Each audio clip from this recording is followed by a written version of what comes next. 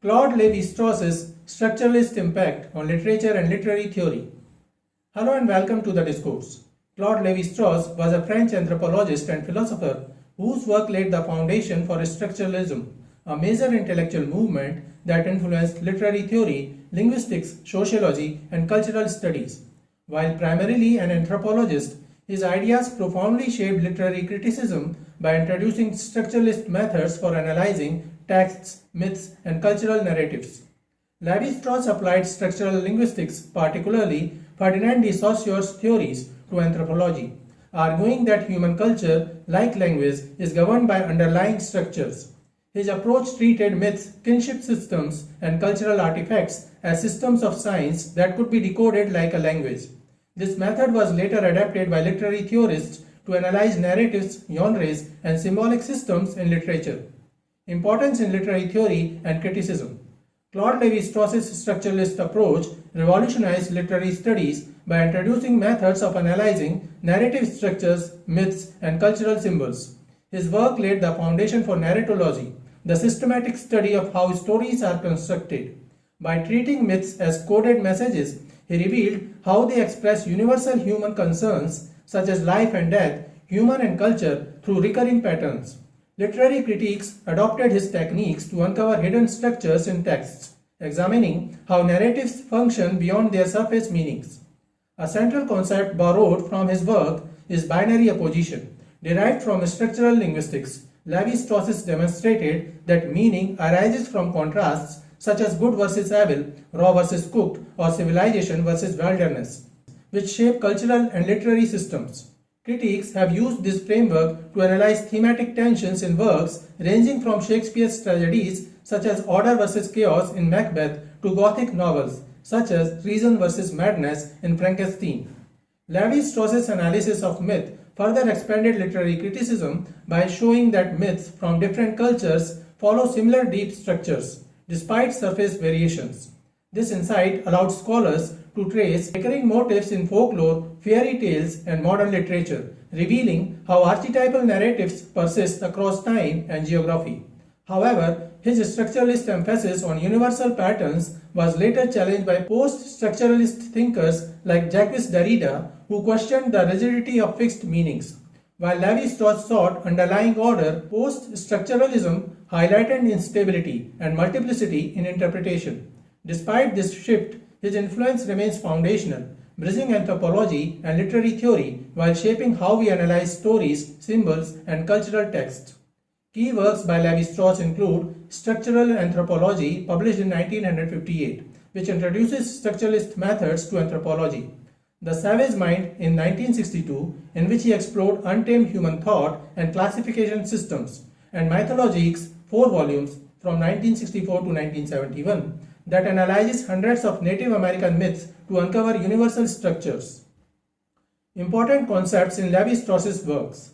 One of Lévi-Strauss's most influential contributions is the concept of binary opposition, which posits that meaning is fundamentally constructed through contrasts such as light versus dark, male versus female, or nature versus culture.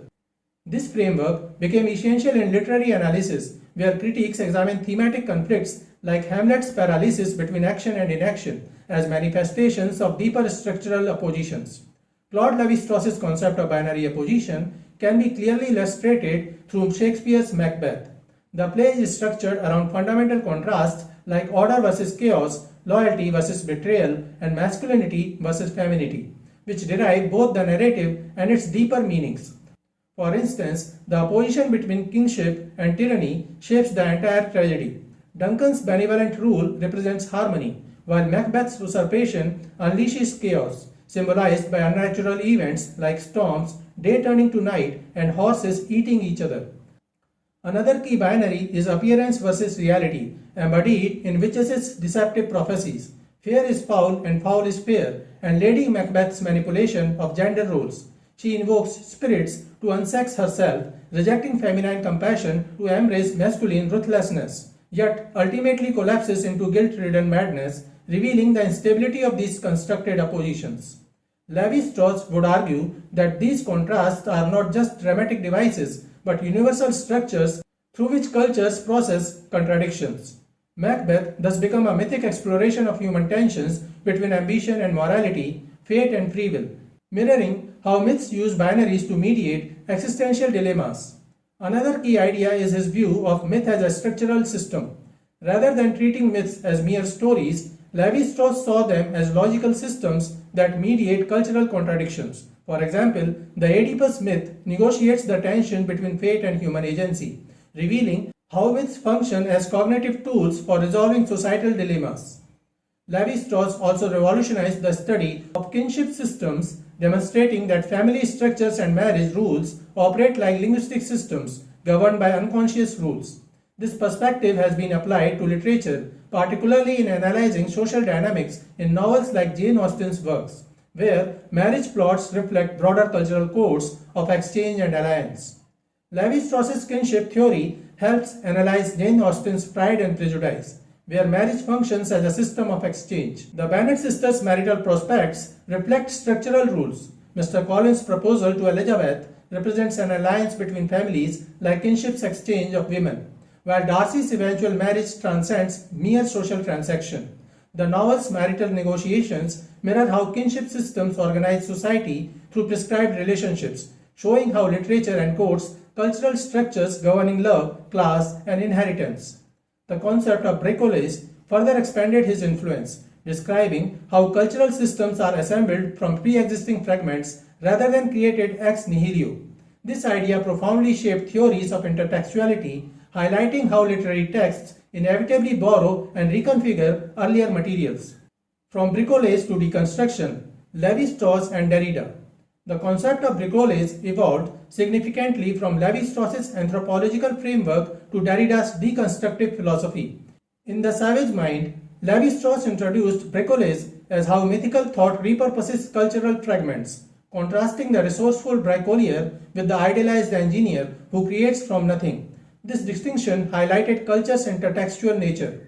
Derrida radicalized this concept in Writing and Difference in 1967, arguing that all discourse operates through bricolage. He dismantled notions of pure originality, showing even philosophers depend on language's patchwork of historical traces. This revealed three key insights. Meaning is unstable as words carry past usage. The original derivative hierarchy collapses. Shakespeare reworking myths become normative, and criticism itself is bricolage, using inherited theoretical tools. Literature exemplifies these principles. Hamlet combines the Hamlet myth, revenge tropes, and Montaigne's philosophy, with even to be bursting with contested meanings. Modernists like Eliot, The Waste Land, and Borges made a bricolage aesthetic, while postmodernists like Acker, Don Quixote weaponized it against originality myths. Derrida's intervention transformed structuralism by rejecting universal codes for instability, paving the way for Kristeva Barthes's intertextual theories. Today's digital culture, memes, remixes, AI art manifests bricolage literally. As Derrida noted, the engineer is a myth produced by the bricolier, while Lévi-Strauss anticipated that we speak through words rather than wielding them.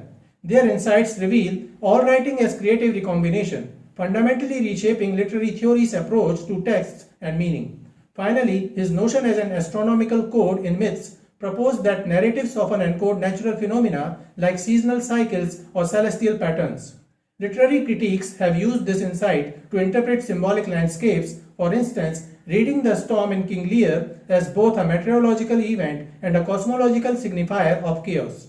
Together, these concepts demonstrate how Lévi-Strauss's structuralist method transformed not only anthropology but also the study of literature and culture.